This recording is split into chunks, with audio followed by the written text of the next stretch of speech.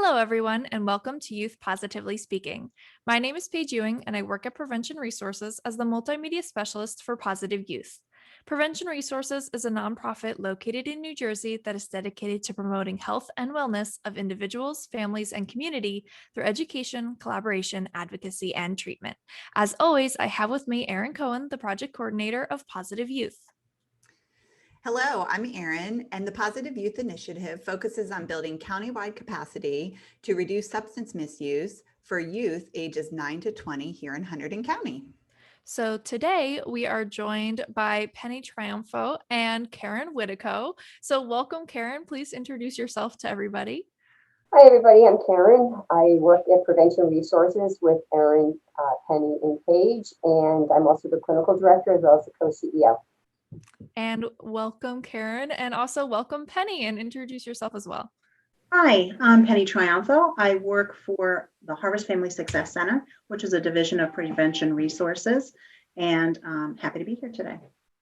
So today we are going to be talking about something that's very common, but also up and coming in the prevention world called ACEs, which stands for Adverse Childhood Experiences.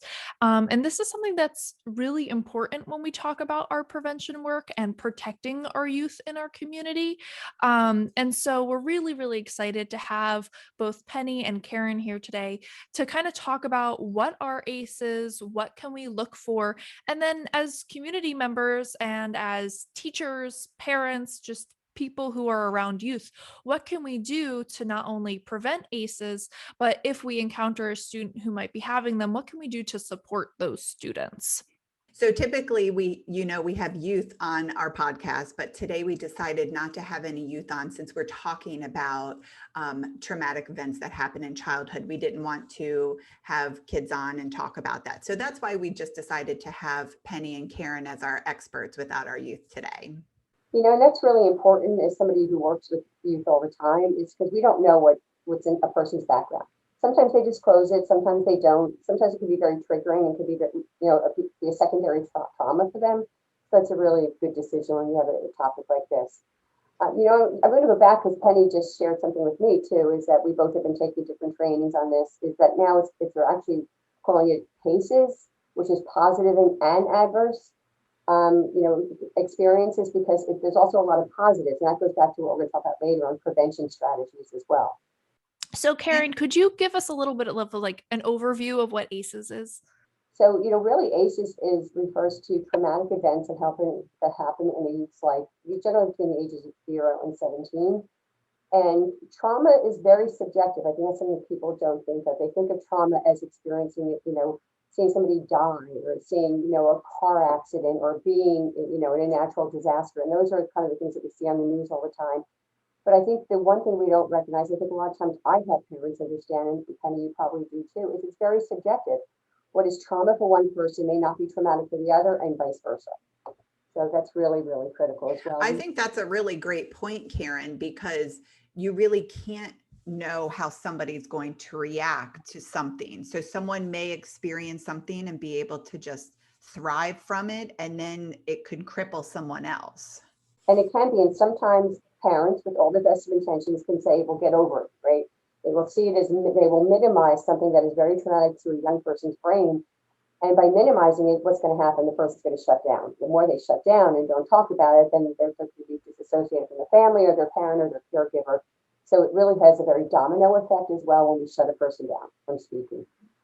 And so can we talk about a little bit, Penni and Karen, will you explain to everyone what the different types of ACEs are? Because I know that there's kind of different categories like abuse, there's neglect, there's this household dysfunction. Can you expand on that and talk a little bit about that?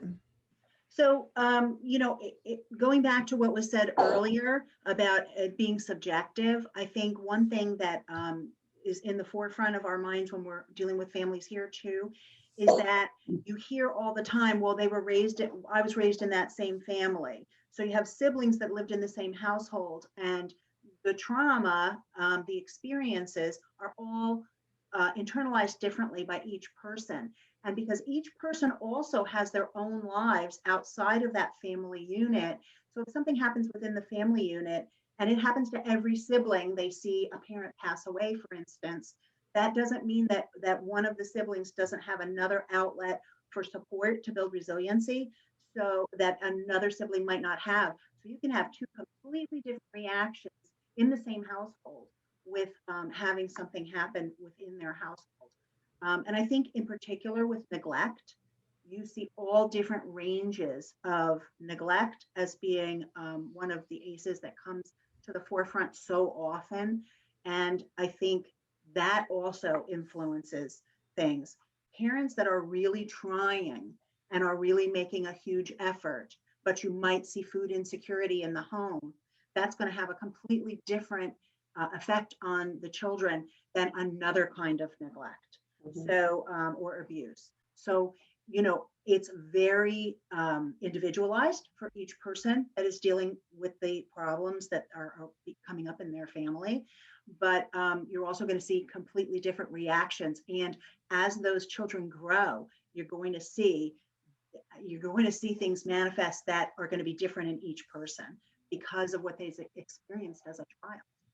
And to add what Penny said, she talked a lot about abuse and neglect, and we know abuse is physical, emotional, and sexual neglect as well. But the other ones we want to talk about is household dysfunction, substance abuse, very big one, domestic violence, huge one, mental illness, divorce. Again, I do co-parenting all the time, and I always say divorce is painful, but how you manage it is generally much more painful. I have two very tough cases right now, and the kids are stuck in the middle. Another one is incarcerated relative. We know is a very high risk factor for ACEs. And we should mention really that ACEs are very common. So when we were looking into the research ourselves, 61% of adults who are surveyed had at least one type of ACE. And then nearly 1 in 6 reported that they had 4 or more. So ACEs are very, very common. Even somebody who has grown up in a happy, healthy home could have ACEs as well. It's very common for them. Absolutely. And when you talk about the incidence of ACEs with mental illness and domestic violence and substance use, it's like amplified 3 to 4 times than the general population. And suicide as well, suicide attempts. You're going to continue to see the effects of this throughout people's lives. Well, so I think they are linked to a lot of chronic health issues. So people who have these issues as children grow up and then they have these chronic issues, which can be, health related. It can go into, jobs. It can be just in any relationship altogether. Absolutely. And so when we're working with youth, if we come across a youth who we think is, having some sort of problem at home or some sort of issue, what would be the steps to say, like, to evaluate that young person to see if they have these ACEs? Well, I think you always have to look at what the risk and protective factors are in one's life, right? We hear it all the time, but it's so true, and it's as relevant now as it was X number of years ago. So I think trying to, because everybody has some risk factors and some protective, we always want to see the protective factors balanced, really, we don't want to see a balance, we want to see them really in the forefront. So trying to figure that out. And what some things we can do is if there's not a lot of protective factors, there's family protective factors, which we can only really impact if the family's really invested in change and willing to seek help and come to therapy. But there's also community ones, what you guys do, right? Just inclusion, taking a person who may be socially isolated, that has a parent that's absent, that getting them involved at a community level is a wonderful protective factor. And you want to add to it? I think right in the beginning, we need to understand, and whether this is, a teacher at school, someone at the Sunday school location, a babysitter, I think we all kind of need to take a step back and understand what ACEs are. This has been a long time coming. The original study came out in 1990. So it has been a slow rollout, and it is only really now gaining a lot of traction because of all the research of what is going to happen, what's most likely to be issues with these children as they grow up. And it's so important that these kids, that their issues are recognized. So that child acting out in class, what's behind that? What's behind that behavior? And let's look a little deeper, because sometimes we have the ability, but we just don't understand what's going on with that child. And it's easy to dismiss, oh, he's so rambunctious, and not say what's behind the behavior. Because when you really look into it, you can say, okay, the behavior, is not exceptional, but that child is still exceptional. And if the behavior is a cry for help, acting out or whatever the situation it happens to be, our job is to step in and try to build up that child's protective factors so that there's resiliency that that child is going to need to beat some of this, and to beat those, oh, you're going to be so much more likely to do this, and this, and have these issues when you're older. Let's catch them when they're young and say, yeah, we see there's issues. Let's build up those protective factors to help build the resiliency they need to overcome the ACEs that they already have. We might not be able to stop the ACEs from coming. Someone's passing away, someone has mental illness, all very, very common, ACEs. However, we certainly can help build up that child's resiliency. And that's the key, is helping that child before they're an adult with all these issues. So Penny, I'm really glad that you were talking about that, because one analogy that I heard with prevention, we're in the prevention world here. And I love this analogy where they talk about the kid in the river. There's a kid floating in the river. Let's jump in and save the child. So you get out of the river, you've saved this child, and here comes another one. And you jump back in the river and you save that child. And then all of a sudden you go, what's happening upstream that's causing these children to come down the river? So I love this approach now that seems to be catching, people are saying, okay, yeah, this is a great idea. We need to go back and look at why this is happening and try to prevent it in the first place. So of course, you can't prevent everything. There is poverty. There could be parents incarcerated, but what can we do to help children before the problems happen? I just want to add, kind of talk about resiliency. That could be another whole podcast topic, and you probably have that planned, because resiliency is the key to so much of it. The ability to bounce back from an adverse experience. It won't happen like snapping your fingers, but that is so huge. And when we do a lot of our parenting work, we do a lot of stuff on resiliency. What is resiliency? And a lot of times parents probably intuitively might know it, but in talking about it and giving them examples of what people can do makes a really big difference.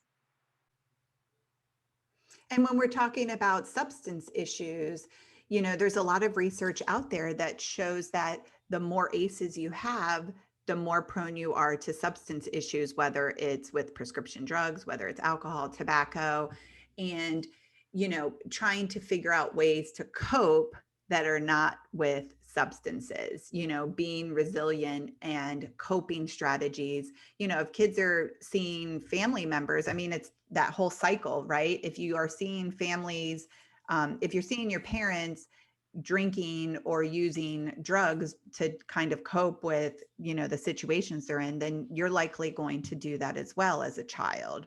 Or if you see that cycle of violence, if your parents are fighting and that's how you see how people deal with conflict, then that's what you're going to do as well. So we need, teaching this resiliency and coping skills, and it can be tough when you're in a household with, neglect or dysfunction, going on. And we know that ACEs, just like substance misuse as well as mental illness, is intergenerational in nature unless there's intervention done. That intervention, and as Penny said earlier, the better, but without that intervention, this history repeats itself, generation after generation. It really does. And I have to go back to something you said, Erin, about substance use. We do a lot of, we're a licensed agency here, and we do a lot of work with substance use, misuse, and addiction. And one thing I've learned, especially with young people, is you have to scratch the surface. It's so easy to look at the surface. Well, this person's smoking marijuana, this person's underage drinking, or this person is experimenting over here. Why are they, right? It's so easy to just be punitive and go, okay, that's wrong. And there has to be a consequence. I'm not saying that there isn't, but I think the move now with drug court, which we're trying to get called recovery court, is more about kind of a treatment approach of why are these people. And I remember this one story that's very poignant to me. He was a senior and a good track. He was smoking marijuana very regularly, very. And in the beginning, he was kind of closed down, and getting to talk to him, scratching the surface, he talked about how his parents fought all the time. They hated each other. His dad was cold. There was no connection. So I said, let's bring your dad in. And his dad grounded him forever. And this kid's going on 18, right? And when I met the father, I thought, well, I understood why he was self-medicating. And I don't mean that in a cavalier way at all. He was dismissive to his son. There was no attachment. He was ridiculing him. He was mocking him. It was his son's way of coping. So what we tried to do then, again, how do we deal with that? Look at the future. You're 18. You can choose shortly. You're going to be away at school. You can choose what relationship you have with your parent. And that parent will probably have a long-term, estranged relationship, I would guess. And not that that's a good thing, but looking how he was being treated was also a very terrible thing. So I think scratching below the surface and not looking at just, okay, somebody's using a substance, why are they? I've heard so many people who have had issues with substance use talk about trauma. And it really, really speaks volumes, because people are just trying to deal with it, And so, I think a lot of times too, and getting off topic a little bit, but I have a lot of empathy for people who have substance use issues, because I do believe that most of them are just trying to figure life out and manage and just go day to day, instead of just looking at them and thinking they need to be in jail or they're a bad person. I really just truly feel like what you're saying, figuring out why they're doing this. And we tend to clump them all together. I think the general community that's less educated on the issue of addiction tends to clump anybody that's associated with drugs. And the people that are dealing with drugs are the people that we really need to focus on, right? They don't care about people's lives. It's all about money. People that are using are generally using because that's their coping mechanism. And the goal of treatment is to help them figure out an alternative coping mechanism. And that usually means that we're going to be unearthing some trauma in their life and helping them to bring that to some resolution. So it's all intertwined. Yeah. I think also, the understanding that we need to all address is that trauma, for especially these young kids, that is pain, that is hurt, that is insecurity, and they're young and they're still being led by their families, their school, their relatives. As they get older and there's more, and they can branch off on their own, then you see them go to self-medicating because they're looking to cover and mask that pain. And as they're looking to do that, they're going to go to substance abuse. They're going to go to, hopefully, they'll go to get help for that. But to catch them before that's an issue, wouldn't that be wonderful if we understood more about ACEs and we were able to help them when they were younger? So when they were older, they weren't looking to mask the pain from the trauma that they experienced as young adults, young children. Mm-hmm. Erin, your analogy of starting upstream, too often in our world, we wait until there's a full-blown addiction, or there's, a mental health issue that just is really exacerbated. So we're not upstream enough, which is where our part is prevention, which is upstream. Right. And when you think about communities putting money into programs, sometimes, a lot of people talk about money, right? There's not money for this, there's not money for this. But if you put money upstream, yes, then you're not using the money downstream, and you're saving money probably in the long run. Because when you're talking about people who, something with food insecurity you were talking about before, Penny, right? If you have food insecurity, if you can have programs that give people healthy food, and so you're putting that money in at the beginning, and then you're saving on medical costs in the, later on with heart disease and obesity and things like that. So, if we can continue to look at that, then I think that it makes it worth it. Right. And I do feel like ACEs is very popular now. It's people are talking about it more, and people are realizing that this is like a public health approach that, you know, would be beneficial. And policymakers, the people that are making these decisions for our communities, are starting to say, oh, okay, yeah, childhood trauma, that does affect things. What can we do? Mhm.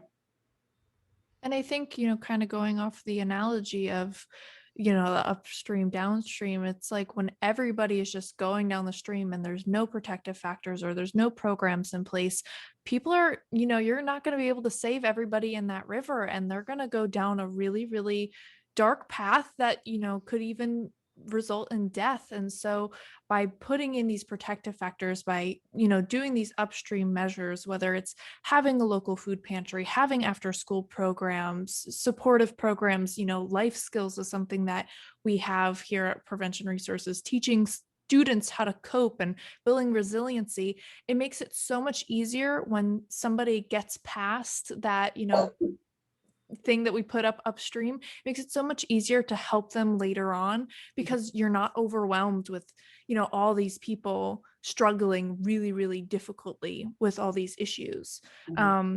So it's just so important that we have these prevention programs, that we go into schools and we're teaching kids really young. You know, a lot of people get a little nervous when you're like, oh, you're teaching, you know, anger management and conflict management and all this stuff to fourth graders. And it's like, well, yeah, they're little people with big emotions, and they need to learn how to build those skills young. So the earlier we can do it, the better.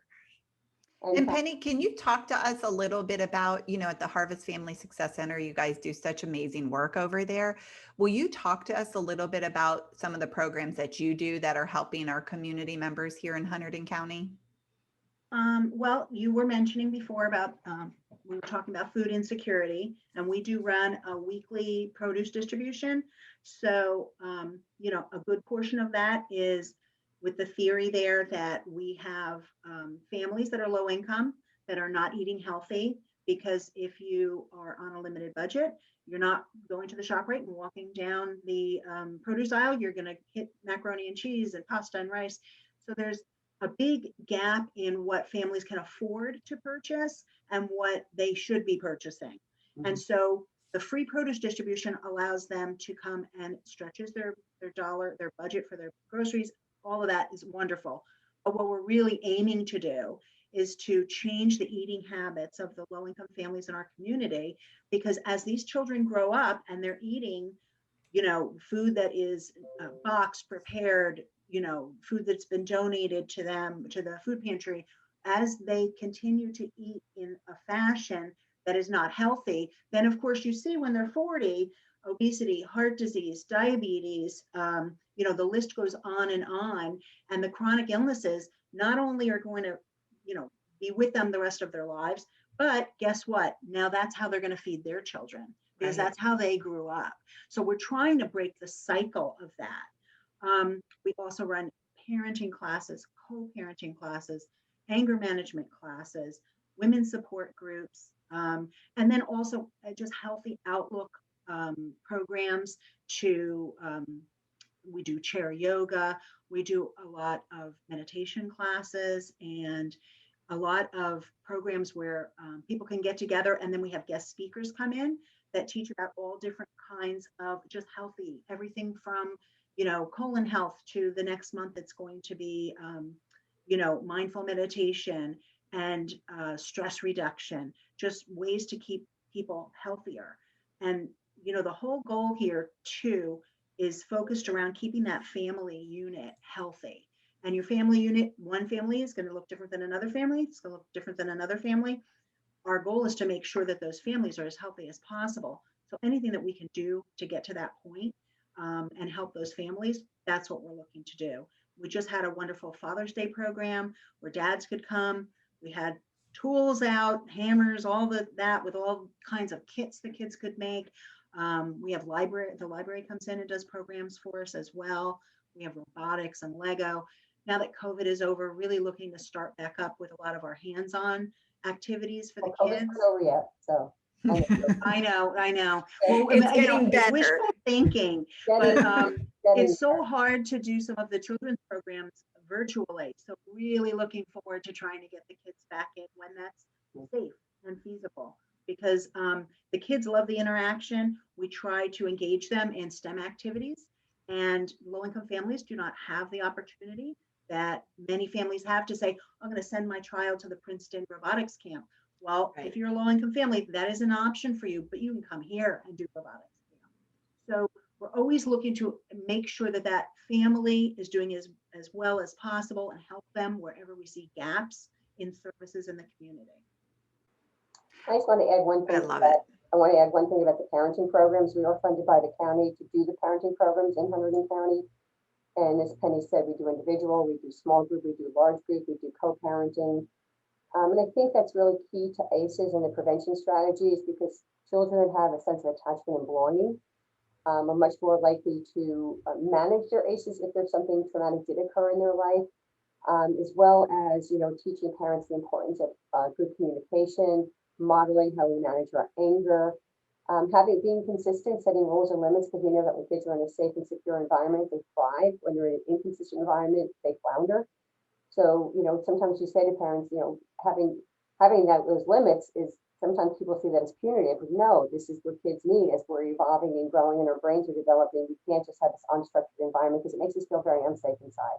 When we feel unsafe, what do? Right? Fight or flee. We don't function at our highest. So it's really, the parenting classes are hugely important. We are embedding the principles of addressing ACEs through all these programs.